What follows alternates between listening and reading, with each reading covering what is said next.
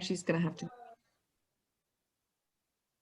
So let me give another warm welcome. We had quite a few people who joined after my last welcome and introduction. So thank you very much for participating, for introducing yourself, for sharing with other people why you joined today. I'm going to ask that just for Rama and Anita and myself to really get connected to where you are and what your wishes are. If everybody could please put their video, in the chat, just put down, why did you join? Just very briefly capture in the chat, why did you decide to join today? So that we can then speak into that. And in the meantime, while you do that, I'm going to just introduce and I'm going to just spotlight them. So one of the features about Zoom is if you use the view, if you want to kind of not get distracted by lots of people on the call, a great way to view the screen is to view presenter view or speaker view.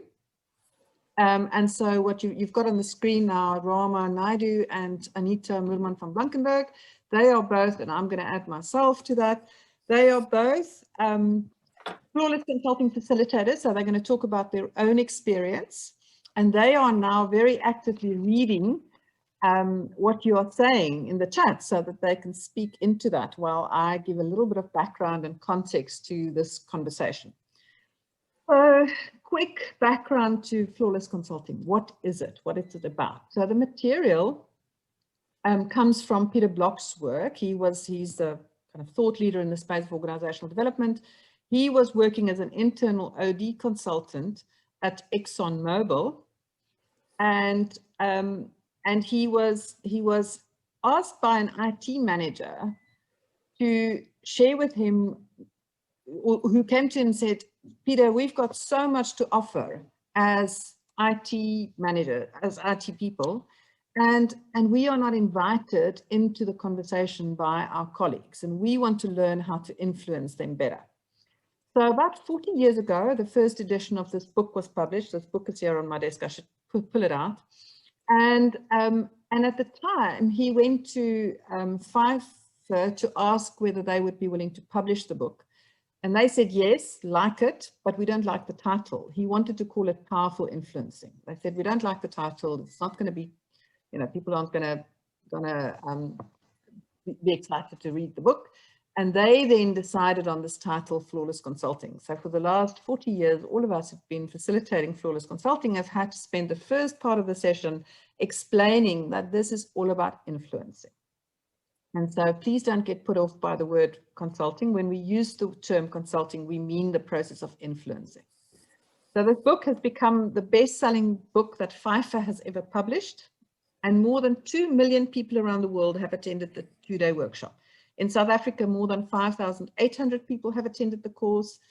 And initially, when we started it, we thought this course was around people who are in consulting roles, who are either who want to influence when they don't have any direct authority and control, so internal and external consultants. And initially in South Africa, we did do this course for many people in HR and IT and finance and risk, etc. They got huge value from attending Flawless Consulting, and that's really the primary group of people who do Flawless Consulting in the US. But in South Africa, and we're leading the charge here, we have seen that this workshop is incredibly powerful for anybody in a leadership position. And so I'm now getting to the point where I say to people, I haven't met a single adult in my life who I don't think would benefit from the work of Flawless Consulting. And you're going to hear from Rama and Anita in a minute. They're going to share with you what they've experienced. Flawless Consulting has been part of the Partners for Possibility program. It's one of the 3 modules that the partners do. We've had almost 4,000 business leaders and principals as part of Partners for Possibility. And we have found that the principals find this incredibly valuable in terms of dealing with their stakeholders. And the business leaders find it incredibly valuable. My daughter was 18 when she did Flawless Consulting, and it has had a massive impact on her life. So the reality is we all are influencing other people all the time. And we need to learn how to do it, because what we've discovered is most of us didn't get the manual. We didn't get trained. I didn't get trained, and I therefore made enormous mistakes in terms of trying to get people to do things. So influencing is a skill, and we need to learn how to do this. Now, as facilitators, Rama and Anita and myself will tell you that we have been learning so much from attending Flawless Consulting. Every time I show up in a room, I get confronted with my own stuff, my own challenges. So it's so wonderful for us to be challenged on whether we are walking our own talk. Every single time we're in a room with this material. And so we know how privileged we are. So with great privilege comes great responsibility. So today we are going to share some of our own takeaways. We want this not just to be, obviously we want you to be enticed to do the 2-day workshop, but if you can't do the 2-day workshop for whatever reason, we want you to leave today's session with some golden nuggets and some things that have had a big impact on our lives. So typically the material is offered in 2 workshops. There's Flawless Consulting 1, which is mainly about contracting, and we'll talk a little bit more about what we mean by that. And then Flawless Consulting 2, which is feedback and decision making. Today we're going to talk about Flawless Consulting 1, the first 2-day workshop. And our intention, as I said, is to get you interested and to answer any questions that you have about this workshop. Yeah, so let me ask Anita and Rama. You've now been reading what people have said, and you were in some breakout rooms, and so we want to hear from you. What did you hear from people when you were in the breakout room around why people came, and what did you read in the chat? So Rama, do you want to go first? Yeah, thanks, Louise, and hi everyone. The word that's come through even in the chat is influence when you have no positional power. And I think for me, this is the key thing that we all grapple with, because it's always the intention that we want to fix the other person up. And when the person feels that way, that they're broken or less than, and we use our power over them, that's not an equal relationship. So this notion of how do I get what I want and get my advice, my influence used by people in a way where they feel seen, heard, and respected. And those things are not a paradox. Flawless Consulting offers you a way in which we can do that flawlessly in terms of the process. So that notion of always power over as compared to power with. So I think that for me is the key thing that I picked up, and people grapple with from both my conversation in the room and the chat. That's where most people are at, even in this call, of how to get your influence used in powerful ways. Thank you, Rama. I just and I think, you know, just if you talk from your own experience, did you? I mean, I'm sure this work has had an impact on you in terms of just from that perspective. Louise, this program changed my life. You know, I always went into situations, sometimes in relationships with employees, with clients, and even at my personal level, kind of hoping that it would work out. And sometimes it did, and sometimes it didn't. And after taking the course, my thought was, actually, I have a process that can be the scaffolding for me whenever I meet someone, whatever the relationship, to see how I am finishing the business of each phase of the work. And even if it's not what I expect as a result, I leave feeling affirmed in who I am and how I turned up. And that means also being able to say no to some relationships, no to some contracting, and know my own values and where I stand, what I can do and what I can't do. So that has been a powerful influence in my life. Yeah, and let's hear from Anita, because I want to just respond to that, but let's first hear from Anita. Anita, what did you see in the chat and what did you hear in the breakout room earlier? Okay, so pretty similar to what Rama has heard. Some of the things that stood out for me about what I read in the chat was that people are talking about building trust and collaborating, and And also one of the people, I think it was Beth, that said, I want to consult more effectively via Zoom. Now, I mean, with Zoom, we don't always see all those little cues of that we typically see when we are face to face with people, like body language or what else is going on in the room and so on. So we have to trust our intuition, but also what it is that we are getting. So to me, it was, you know, it's more about learning how to be more sensitive to what's going on for the client, and also to become sensitive to what's going on for me and what's going on in the space between us. So you know, I'm going to just jump onto the next question that you asked, Rama, about how did this change my life. I come from corporate. I spent 25 years in the corporate environment, and all of it was very task orientated. And with Flawless Consulting, I learned that the reason projects fail is more about the way the process is managed than the actual skills that people have, the hard skills that they have. And so after I've been through the first Flawless Consulting workshop, I went to Louise. I said to her, I have to teach this stuff, because if I only knew this when I was in corporate, my life would have been like 100% better. And that is why I'm teaching it, because I'm so passionate about the difference that it could have made to me and the difference that it's making to people. I've learned how to listen better, to check my understanding of what it is that the client is telling me, not just the client, people in my life.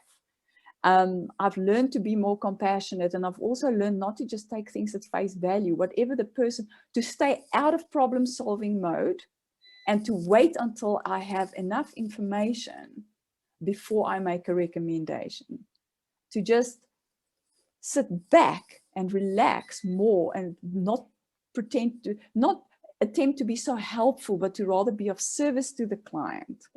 And there's a difference there. And I'm sure Louise will speak a lot more about that. And I think that's enough for me for now. Thanks, Anita and Rama. Yeah, so I can just, and I just want to acknowledge Bruce Weltock, who's here 4 o'clock in the morning in the US to join our call. Thank you, Bruce. It's lovely to have you with us. Bruce is part of the organizational development community in the US, and it's always wonderful to kind of be connected across these boundaries. Yeah, personally, I think everybody in my life will attest to the fact that I'm a easier person to work with as a result of Flawless Consulting. I'm not so, you know, I don't tend to jump, don't tend to jump in as much, that I really create that my focus of my attention is on my client rather than on me trying to look smart and as if I have the answers. Yeah, I mean, I can talk about it forever, but it's made such a big difference in my life, which is one of the reasons why I'm committed to. I sometimes feel a bit evangelical, and I have to be careful because I do come from a family of missionaries, so I have to be really careful that I don't think I can convert everybody to Flawless Consulting. But it has changed my life, and it's definitely saved my relationship with my kids, had a massive impact on my relationship with my husband, with everybody in my life. So, I wish that for everybody. And Anita, I've had to go, I said this the other day on a call with Julie Marantella, I've had to go and ask forgiveness because as a young manager, I was a bully. And I'm embarrassed to say this, but I was. And I thought I should, everybody should do what I tell them to do. And it's my way, the highway way. And I've just realized how profoundly arrogant and disrespectful that was and how that was experienced. So last week I was in a session with a wonderful woman, but she kind of said at one point during the Flawless Consulting session, she said, what I realized today, Louise? I've realized that nobody wants to be in the presence of a smart-ass consultant. I go, yes, we've got it. The message has been delivered because we're all fed up. Now, I always say in workshops, is there anybody in this room, and anybody can put their hand up, that loves to be in the presence of a smart-ass consultant? The answer mostly is no. And so why then do we show up as smart-ass consultants, and how can we do things differently, and how can we, shift our process? So And just a quick kind of little bit more around the workshop, this 2-day workshop, and then we're going to go into some meaty stuff. So it's a flipped classroom model. And what do I mean by that? It means that we ask the delegates to read, just want to grab my book. We ask the delegates to read the first 9 chapters in this book. Not an easy read, but there's no doubt that every page has at least one gem in it.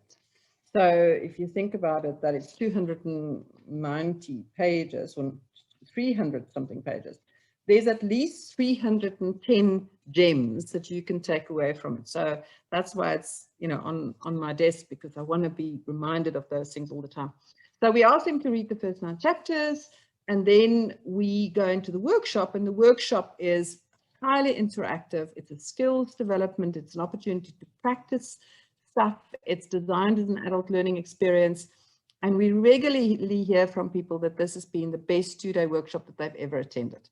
So enough of my sales pitch. We're going to now go and kind of get real. So just quickly want to hear from Rama and Anita. Anything else that you want to say at this point before we go into some of the detail and the content, Rama? I think I'm good, Louise. We covered. Yeah, I'm covered. Okay. So, so as I said earlier, that it's about supporting people who want to influence others in a way that will have sustainable impact. So the workshop goes as follows. There's the first morning, we start with the goals of consulting. And I just want to encourage everybody, if there's at any point you have a question or want to make a comment, please feel free to use the chat all the time. We will keep our eyes on the chat, and if you want to say something, please don't hold back. Just put your hand up, because we can't see everybody on the screen. But if you could just use the reactions button and put your hand up, then we can engage with you. So so we start the workshop with the goals of consulting, and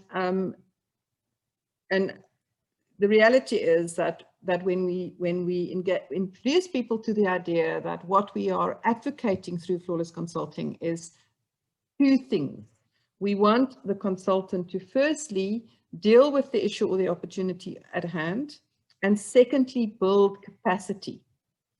So we want to enable other people to do the work in the future. So you can imagine with the school principals we're using, working with lots of school principals, when you work with a school principal, they want to be in a position to, you know, to support someone with a challenge, but then make sure that that person can deal with the issue in the future without the principal. So that's been our main issue in education. How do we build capacity? Now, that's a very different skill than to tell people how to do things. So we're moving from influencing to, from telling to influencing. And the way we do that is through following these 5 phases of consulting. So typically what happens in all of the work that we do is we focus on implementation. We want to get stuff done. And then we know that the research shows that somewhere between 80 and 90% of change projects fail. And we think that they fail because of the focus of implementation. And what Peter has brought to this world is a recognition that there are 3 phases prior to implementation. We call them the preliminary phases.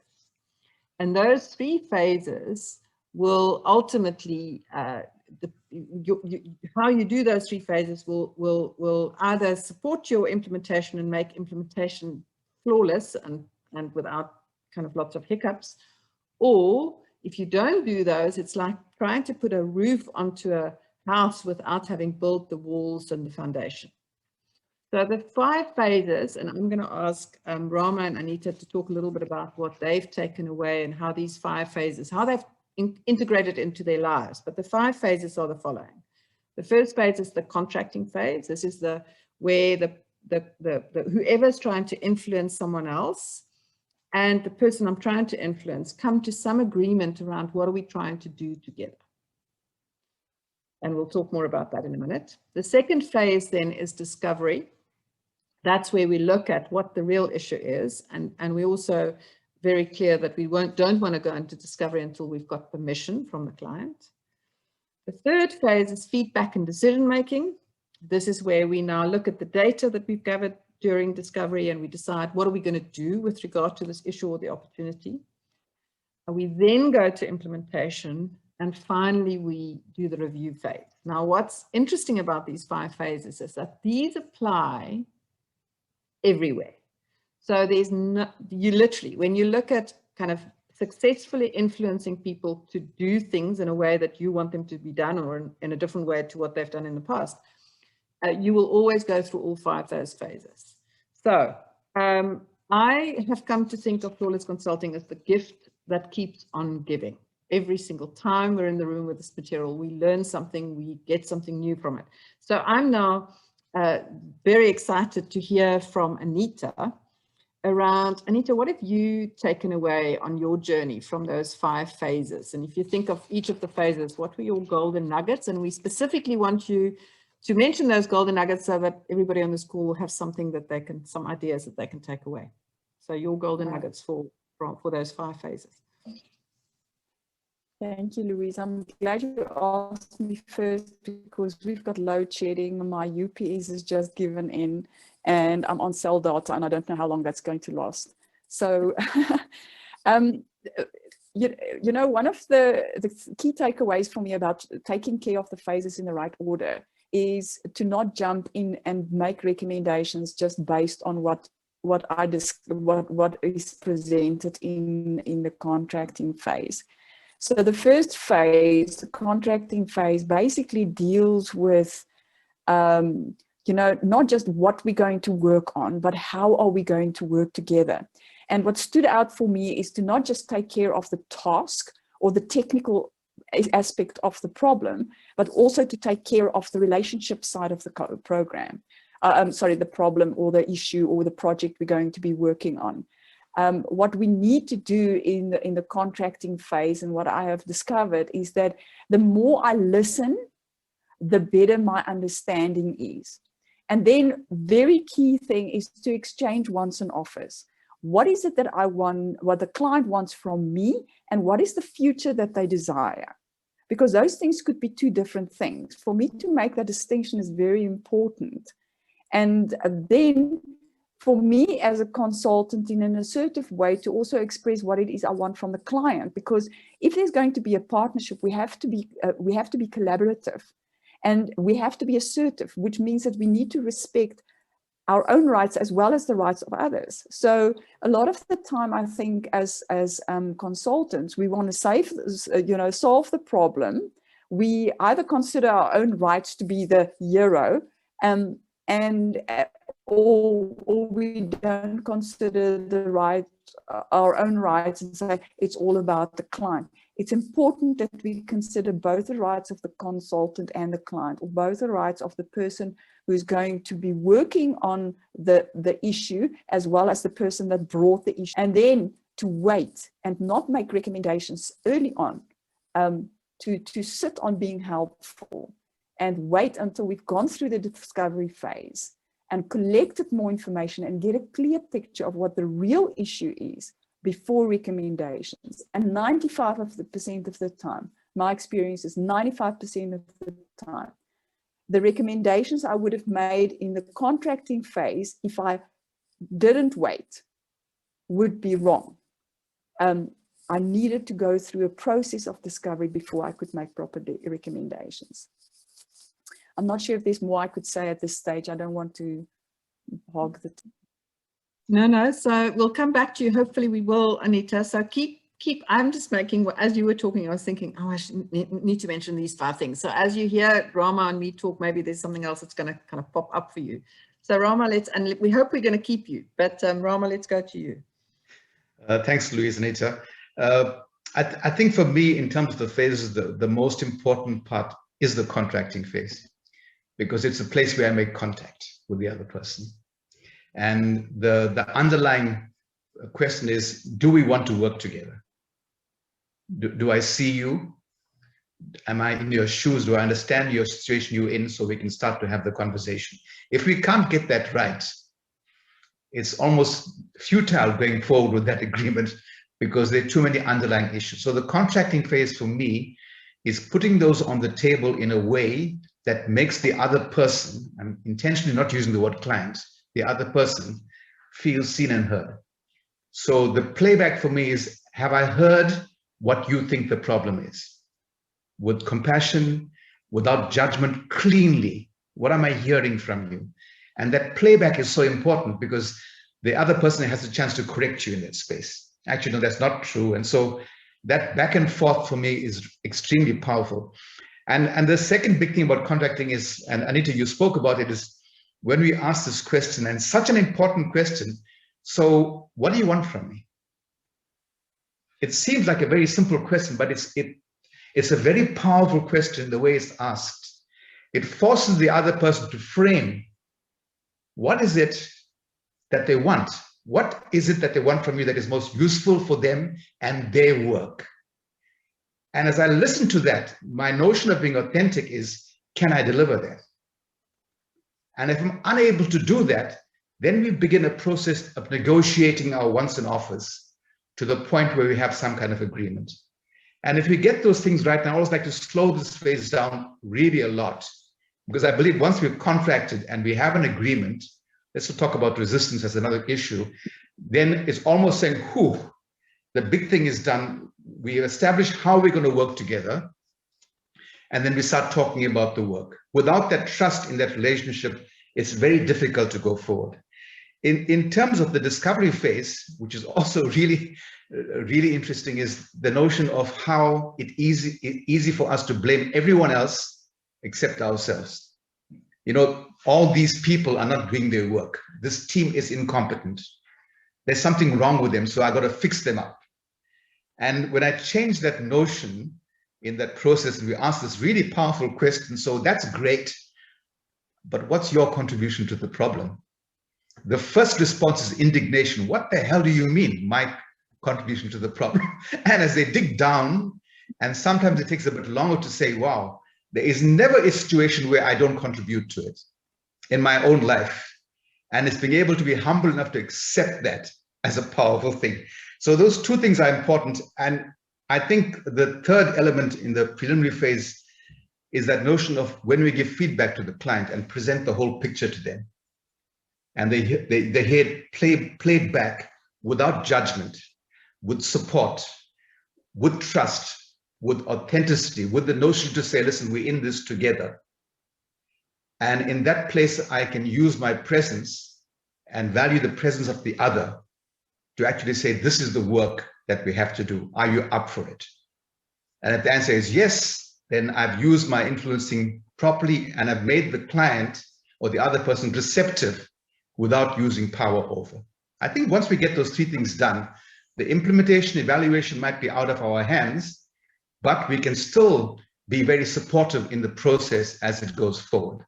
So I wouldn't like to write myself out of the story, but be there as long as I'm in service of the other.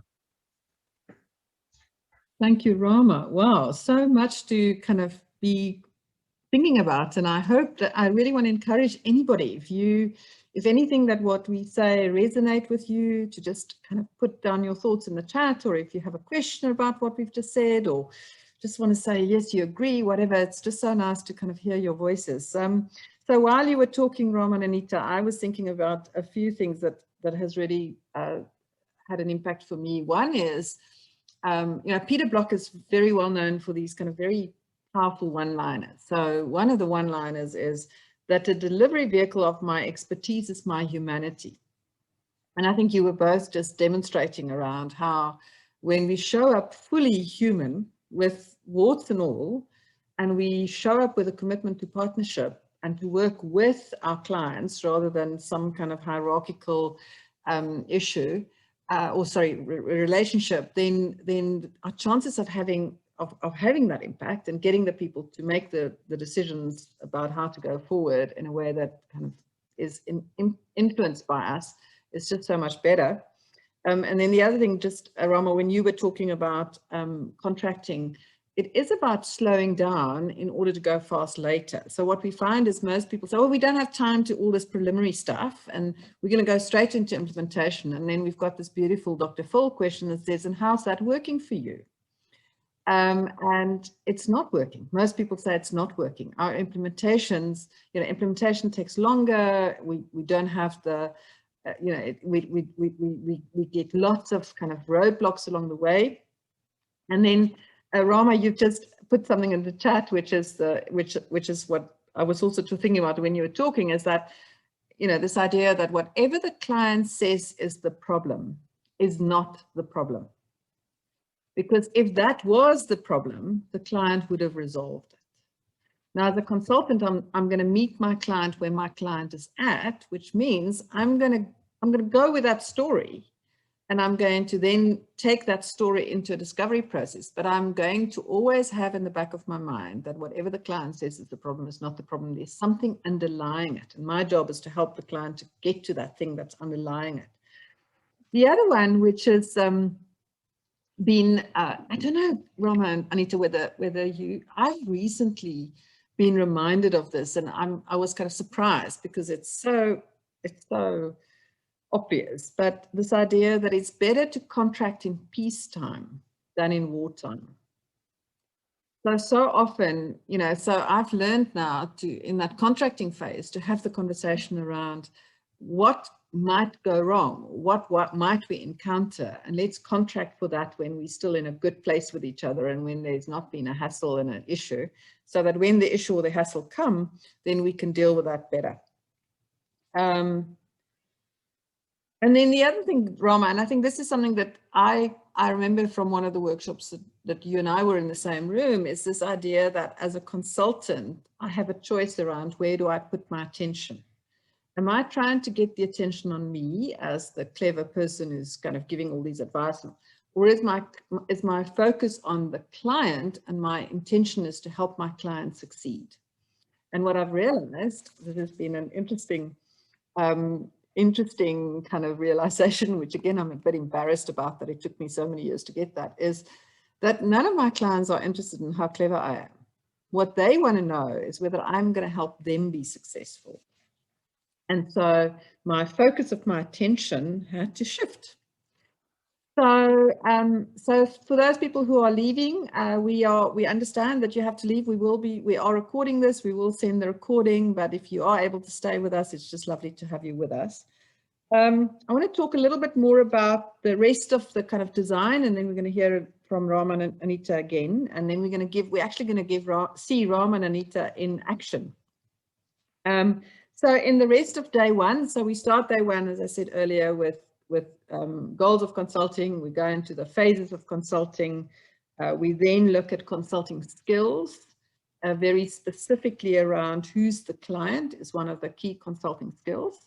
Another consulting skill is to know when to say no, as you heard from both Rama and Anita before. Sometimes we shouldn't be doing a piece of work together because there's just all sorts of issues and stuff that gets in the way, and we should know when to walk away from an agreement.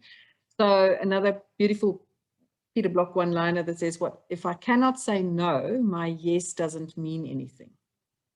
And that's been life-changing for me, is that realization that as a leader, my job is to create a space for people to say no, or to bring their doubts and reservations into the space, because if we don't bring the doubts and reservations into the space, it will have a hold on my client. So my role is to bring that out into the open. So instead of just talking about this, I'm gonna ask Rama and Anita, we hope you're going to stay with us the whole time, to demonstrate for us what, to kind of do a bit of a role play around the kinds of challenges that we as consultants often encounter, especially when our intention is to be really useful. So I can't remember, Rama and Anita, who's going to be Jerry and who's going to be the consultant, but I'll leave it over to you to be a Jerry and a consultant. Jerry being the client. You're going to give us some background to this case, Louise, first? So just tell me who's going to be the consultant and who's going to be the client. I'm Jerry. Okay. consultant. And so Anita is going to be the consultant who's coming to see Jerry about an issue that Jerry has. And Jerry has kind of indicated that he wanted help. And Anita is now going to come and, we're fully intended to be helpful to help Jerry address this issue that he has, which has to do about Jerry's ability to lead his team and his story that the answer to his situation is to just implement a new computer system, which we all know is not the answer. But Jerry is very strong-willed, and he knows everything. Actually, this Jerry guy. So, and Anita is trying to be a helpful consultant to a know-it-all consultant. Oh, sorry, client. Is that right? That's enough detail, Yep, Rama? that's enough. Okay. Yeah.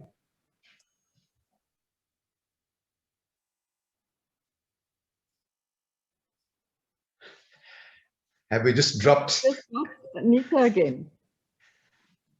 Well, in which case, I will just have to do it, but I don't really want to do it because I think Anita needed to do it. Such a fabulous job last time. Let's see. Let's see what Anita's back. Anita's back. She said she's back. Let's just check. Okay, good. Yeah, there she is. Okay. Just worried there that I'm going to have to do this. Okay. Oh goodness. I hope I stay connected. Oh. Okay. So just Rama, this is not the way it should be. It is just the way that typically happens, right? I just didn't get that last bit of Louise's brief. Yeah. Okay, great. Okay. So hi Jerry, how are you? I'm good, thank you. A bit stressed, but okay. Okay, that's a pity. Tell me what's going on in your life. Well, I've got this really dysfunctional team right now. And I think I heard about this software that might answer all our problems. So I want you to come and help me implement the system so that we get this team back on track again. That's interesting. So you've already decided that what the problem is and that you have a solution in mind. I just said so. Which part did you understand? Okay. I apologize if I come across as uncertain. I just wanted to check that you and I are on the same page. But I don't want you to worry because I have a lot of expertise with customer relationship management as well as with team software. So we can definitely do something for you. So have you really worked with Anita? Sorry. Have you worked with organizations like this before? What you're experiencing. Oh my goodness. Have you worked with organizations like this before, like ours? Yes. So I'm not sure you can help me. Can you hear me? Anita, you're breaking up quite a bit, so maybe I'll take... Yes, but you know that I'm an internal consultant from I'm head aware office, so I know the business very well.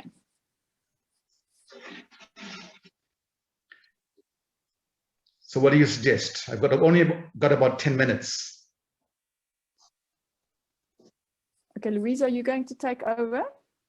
I think so, Anita, because it feels as if your connection is not supporting you in this process. I'm so sorry about that. I'll take over from Anita. Let me just take the spotlight off Anita and I'll put mine back on. So Rama, yeah, so I understand that what you need is someone who's going to come and implement the software for you. And I just want to make sure that you know that you've really thought about this and that you realize that software might not be the solution for this. Have you thought about that, or is that? I need a quick fix here. My team is bleeding. I think this will work. I haven't done all the research, but it seems to be the answer. I'm under serious time constraints right now. So what you want from me is to just come and implement the software. Well, I wouldn't frame it exactly like that. That's an interesting question. I want to see whether I can get this team functioning properly. So So if that's the issue, do you feel that you have enough of an understanding about what's getting in the way of this team functioning well? Yeah, I think so. I think people are not motivated. The lack of passion in the work, and they're working in silos. There's a whole list of problems, which I don't really have time to get into right now. So Rama, or Jerry, in my experience of working with leaders like you, I've often realized that what my client tells me is the issue does not give us the whole full understanding of the issue. So would it be possible for me to meet with some of your team members to get their perspective, or are you're not interested in any further discovery? No, I don't think so. I don't trust these guys very much unless I'm in the room with them. I think that's enough, Rama. Okay. So what I want to do now, what we want to do is to give you the opportunity to kind of go and talk to a few other people about what you've seen here and how that relate to the challenges that you are grappling with as a consultant, and whether any of what we've talked about so far could be helpful for you. So we're gonna ask you to go to the same. Most of you will go to the same breakout rooms except those rooms where we don't have many people left. So we'll ask you to we'll put you in a new breakout room. So just an opportunity for about 5 minutes to go and have a conversation around what you've seen and heard so far and how that applies to you, and any reflections on what's happened so far. So we'll open the breakout rooms. I'm just moving a few people around so that we don't have rooms with only 1 or 2 people. And we'll bring you back in about 5 minutes. So it's just an opportunity for you to be in a conversation with other people and talk about. We know that adults don't learn from doing, they learn from reflecting on doing. So this is an opportunity for you to just reflect on what you've seen so far. So I'm just moving 2 people around and I'm opening the rooms for you. One more person moved to another room. Okay, rooms are open.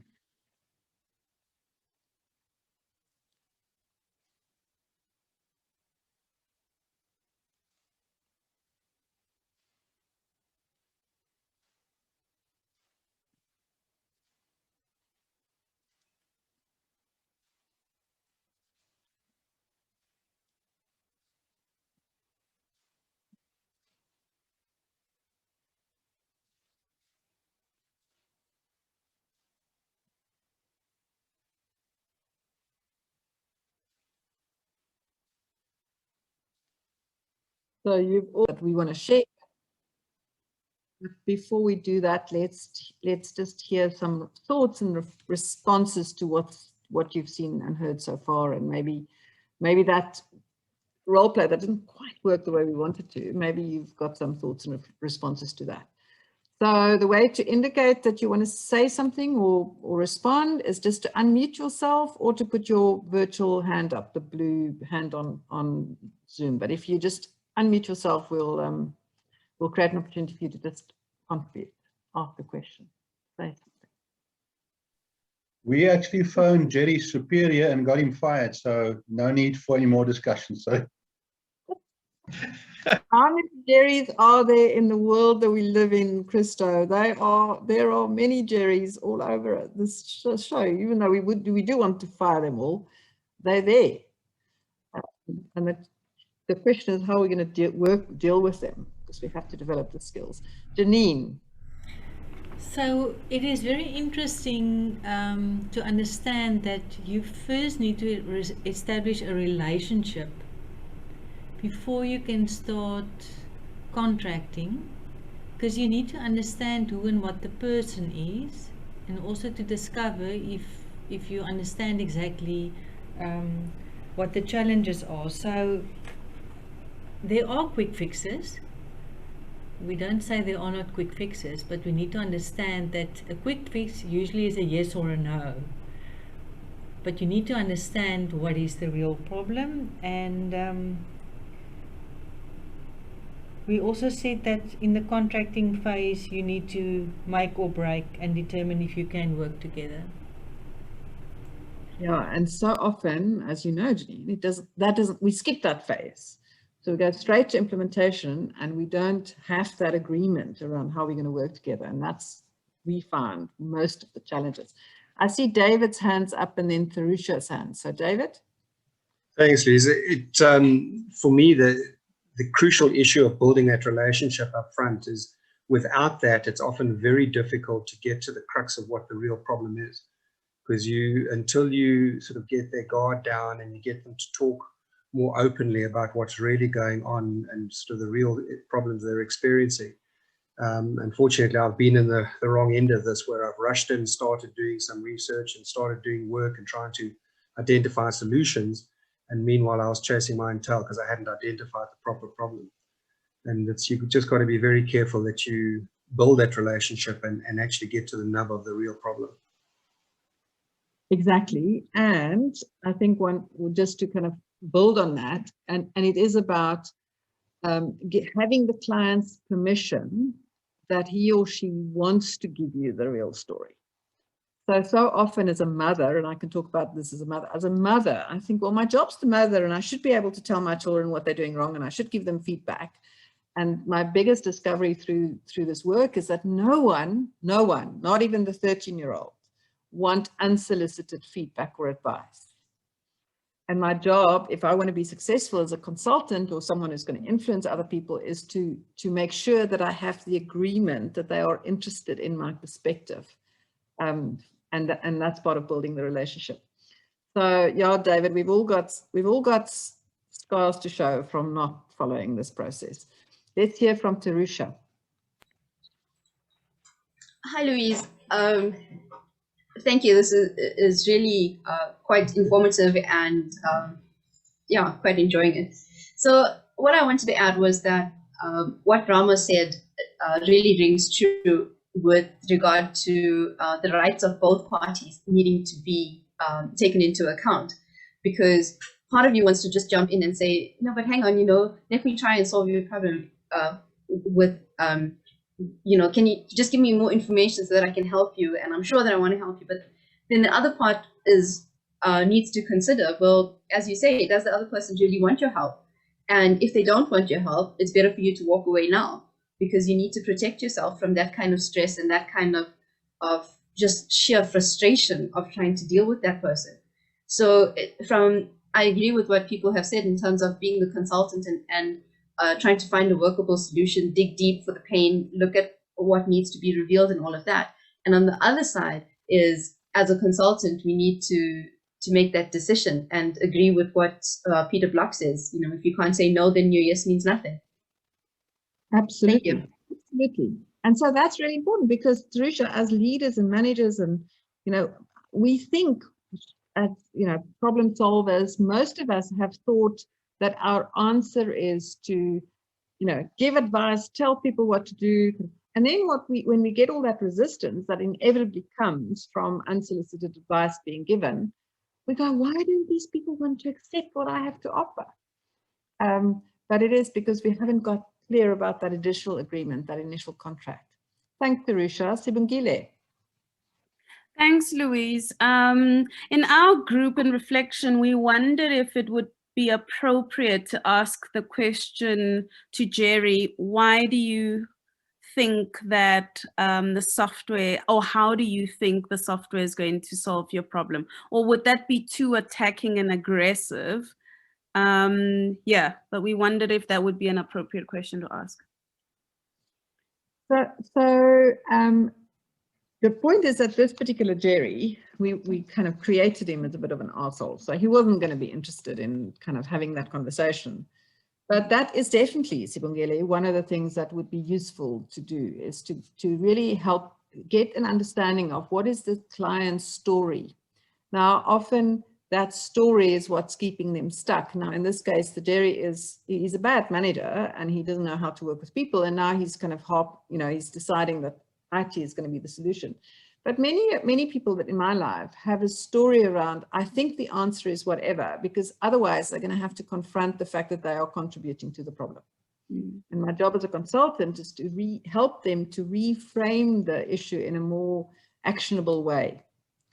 So that's why we so committed to this idea of a proper discovery process, because that discovery process often leads to the client seeing, oh, that's the issue. And then, then you don't have to kind of give them a new solution. They come up with that new solution on their own, because we know we're coming from a place that says whoever holds the challenge has the key to the solution. And my job as a consultant is to help them discover that key and then take it forward. But until we've kind of managed to develop that respectful relationship, a collaborative relationship, whatever I'm going to do, I'm going to be, on a high road to nothing. So, yeah, so I don't know, Rama, whether you wanted to make another comment on that. And I see Bev is unmuted, but let's just hear Rama's perspective. So Bengile, I think the point is, sometimes when we're in that situation, we feel pressurized and we worry about the questions. I found that if we are simply present and if we ask a question, whatever response comes from the other person is data. It's information to us. Did you hit a sore spot? Did I hit the spot? And sometimes it doesn't work, and that's okay. Just don't get personally attached to it. Ask another question. So each time you do that, you're working on the relationship. But my thought has always been, don't get too stressed about getting huge philosophical questions in. It often is showing that you're turning up as an expert. Use the human connection. I don't know, so help me understand this. And that often has worked for me. Thank you, Rama. I see Bev is unmuted. Bev, any thoughts? I just wanted to ask the discovery process. I mean, does this mainly take place while we are in with the client, asking the client questions, etc., or does some of it take part when we go away and do our own research and homework? It depends. So it really depends on the situation. Sometimes we have to, the only option we have is to do the discovery in the room with the client. But certainly my preference would always be to contract with the client that I'll go and get other perspectives as well. And then it depends on the kind of work that you do. What is the issue at hand? Because if you're a learning and development consultant, your discovery process will be very different from a financial advisor. It will be very different from a, some other person, a risk management consultant, or someone who's trying, I'm going to share with you one story, one example as a mother, and I'm embarrassed to tell the story, but I always find that the story has power for people. I hate spelling mistakes. So you can beat me up about it, but I really don't like spelling mistakes. And I don't want my children to send documents into the world with spelling mistakes. I thought it was my job to stop that from happening. So I regularly gave unsolicited feedback to my children when I saw spelling mistakes, and it really it wasn't good for our relationship. And it came to a head one day. I'm looking at faces because I'm feeling very embarrassed about telling the story. But anyway, it came to a head one day when I gave feedback to my then 9-year-old daughter on the Mother's Day card that she wrote me that had some spelling mistakes. And I didn't get Mother's Day cards for a few years because my daughter was so pissed off with me.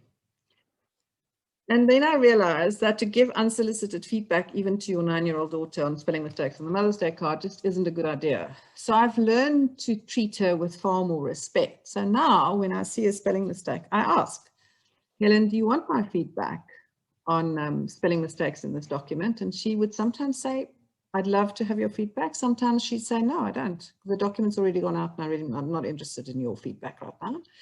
And I've had to learn that as a mother or someone who's trying to influence other people, if the relationship is what matters most, which is the case, then I need to back off. And I need to just let it's her decision. She wants to send the document out with a spelling mistake. It's not mine. I can't do that on her behalf. But because I've been treating her with respect, last week, when she wanted to send a document to a group of people, she sent it to me and said, would you please proofread this because I really value your input. So she's 23 now. That happened when she was 9. So we've kind of managed to get the relationship back on track for the last few years. But that's the point is that when I come with my kind of arrogance about giving people feedback about what's happening, chances are that I'm going to be met with resistance, which I'm sure many of you, that might resonate with you. So we're going to continue. Just to kind of wrap this all up, we've only got a few minutes left. The next piece that has been incredibly powerful and has an amazing impact on all of our lives is this realization that every single time we show up as facilitators, consultants, leaders, people in conversations, we show up in one of three ways. We show up as the expert, i.e. the person who has all the answers and everybody else just has to do what I want them to do. Or we show up as a pair of hands, which means I'm waiting for other people to tell me what to do, and I'm kind of, you know, in laborer mode. Or we show up in a committed to 50-50 partnerships. So I thought we'll go to, I don't know whether we're going to get Rama back, but let's go to Rama. Also, I don't know whether we're going to get Aminita back because she's struggling to get back onto the call. Load shedding is not helping us today. Rama, your golden nuggets that you've kind of gathered over the years about the ways in which consultants show up. Oh, I think the traditional one, and mea culpa, I must accept this notion of turning up as the expert. And that's the wrongest possible thing. I've learned that in my personal relationships. I've learned that in the people that I worked with, is that nobody wants to feel that they're broken, that they don't have an answer, that they need to be helped, they need to be saved. And you need an expert where the expert comes with very specific expertise. I've come to fix up your air conditioner, I've come to fix up that computer. That's very clear. That's an expert. But for me, Flawless is much more about the relational side of this relationship and how you shift that. So that traditional role of expert is what we've been embedded into our culture. What I call the white coat syndrome. You know, the doctor who comes to you, go to his office, says, what's wrong? And before you even leave the room, he's already started to write out the script for you of what you should get. We don't question it. We just take the medication. And that's what we created, that kind of world of always being able to feel less than. And I think a fundamental thing about Flawless is that notion of how do we shift that relationship from that notion of the expert who tells us of our life and how we should lead it, and the world has too many of them, and to the notion that this is actually a partnership to make this thing work, to change the world we live in fundamentally. And I think that's a deeper message of Peter's work, is how do we bring the humanity back into our work? So we turn up with intention, with purpose in whatever we do, both our life's purpose and the intention and purpose of our organizations, and how we turn up. So that shift from expert to 50-50 is a fundamental learning for me. It's a golden thing. Whenever I'm in a relationship, I ask myself the question in my head, it just takes a millisecond, what's happening here? Where's the power right now? Am I at 70 and they're at 30? Or are they at 70, I'm at 30, and I'm always trying to get back to that 50-50 balance in the space of where it is. The second thing is that notion of a pair of hands, and we saw it in the Jerry case, how often people manipulate us to do what they want us to do. Whether it's the enticement of a goal or reward or guilt or shame, they're all different ways of getting you to do something. Guilt is a very common one, or your incompetence. And that notion of, am I being made a pair of hands right now? Am I just giving into, am I recognizing what's happening in the situation and whether I can disrupt that process and say, whoa, I'm becoming a pair of hands here. And what does this mean? And that doesn't mean that it's a bad thing for me. It's simply, for me, the recognition of what role am I turning up in? What is the other person trying to push me into being an expert, a partnership, or a pair of hands? And sometimes just that framing for me, and for most of us, the beauty of this course, Louise, is that when we've got it embedded, it's like a quick reflection in your mind, what's happening here? And we can quickly take it back on track. So the framing of the expert, pair of hands, and 50-50 is a fundamental, my biggest golden nugget of that in managing and working in relationships. Yeah, and I think, again, if we want to be honest here, Rama, both you and I probably grew up with a story that being a leader means we have to tell people how to do stuff. We have to kind of give advice, give direction, tell people what to do. And that's not in a 50-50 partnership, and that's often experienced as power over. And so our commitment of both being that we've moved from maybe, you know, unintentionally in a coming across in that power over way to really showing up as collaborative partners, and it's you know, been much more successful than that old way. So Anita, I see you back. Do you want to share with us? We are kind of running out of time, but just share with us your big golden nuggets with regard to expert pair of hands collaborative partner. I hope everyone can hear me. You can, yeah. For me, the takeaway is how do I feel when I am either in the role of the expert or the pair of hands. It's usually underpinned by a level of high level of anxiety. When I'm very anxious about the task, I'm more likely to show up as the expert who wants to tell everybody what they should do, and to be anxious about control,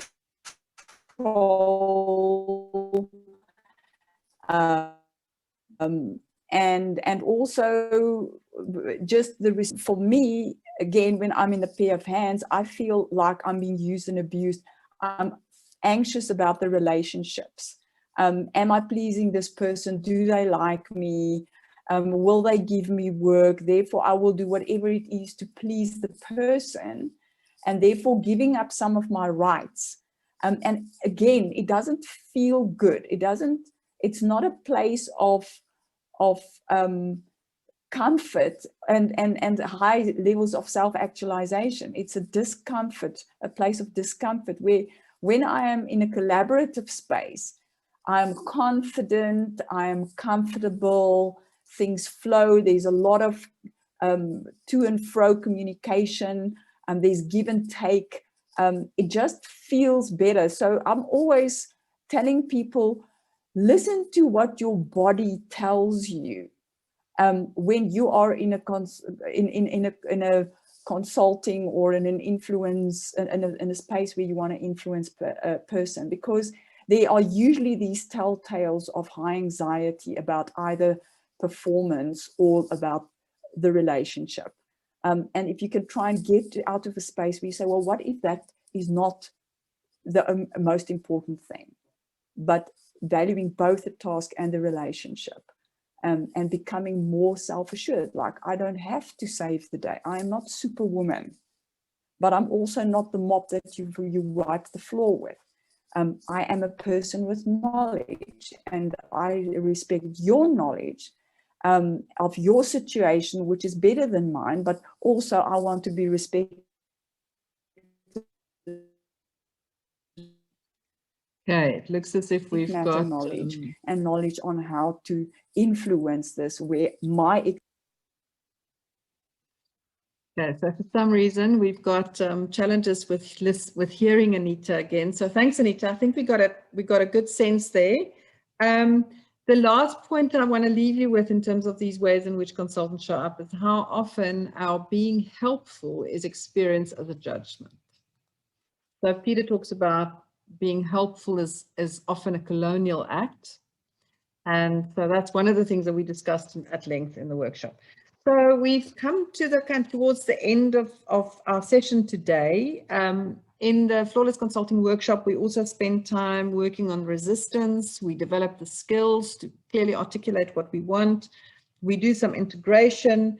And we talk about the essence of flawless consulting. So I want to leave you with 4 ideas. So the first one is about showing up authentically, which means that it requires us to be willing to be vulnerable and to not know.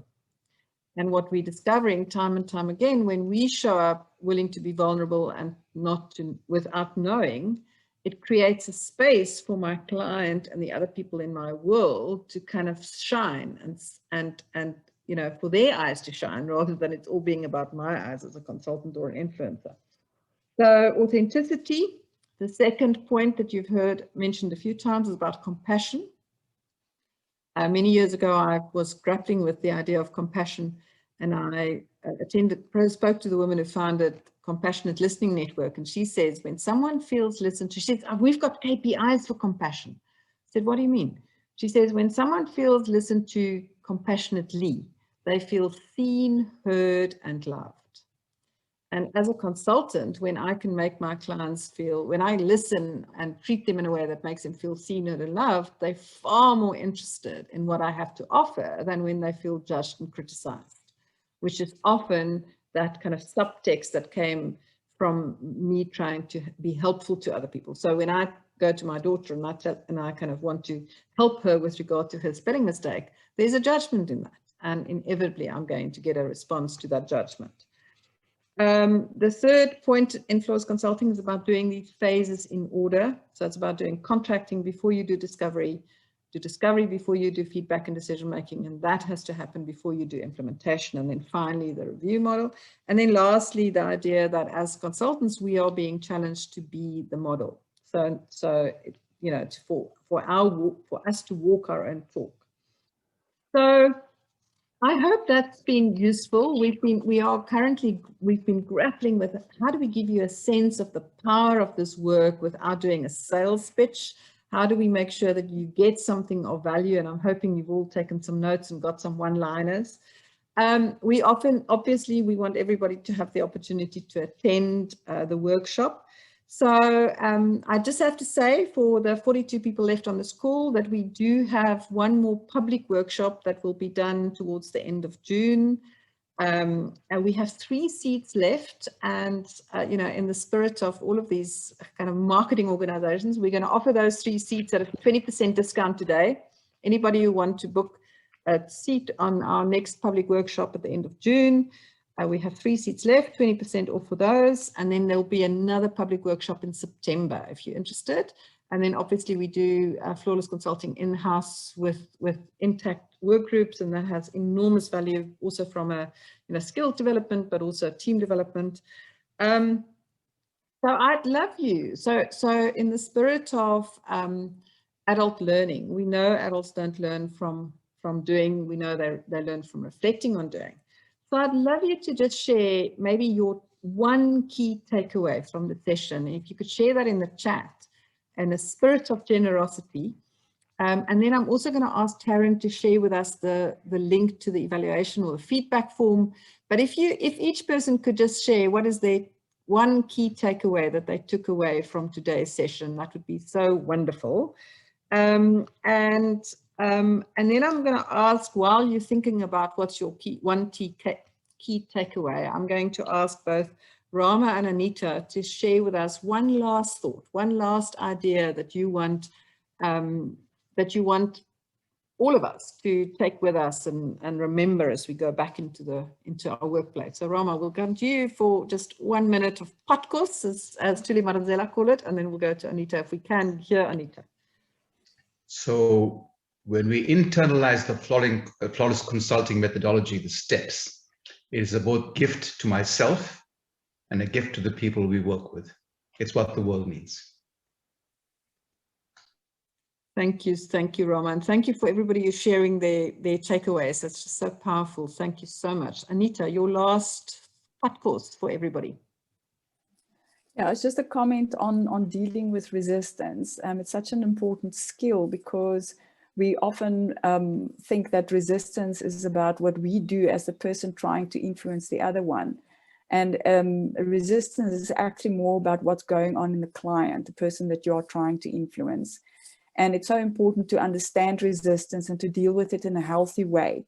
And that will build trust, and it will help us to get unstuck and deliver better results.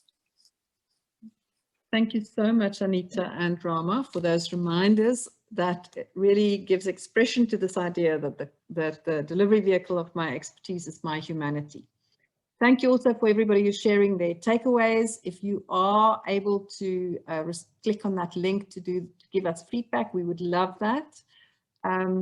We have 2 minutes, and I just wanted to create a space if anybody wanted to express appreciation, maybe to people you were in the breakout room with, just so that we bring more appreciation into the world. So anybody want to say something before we come to the end of the session? Just keeping an eye open to any on any microphones that are being unmuted.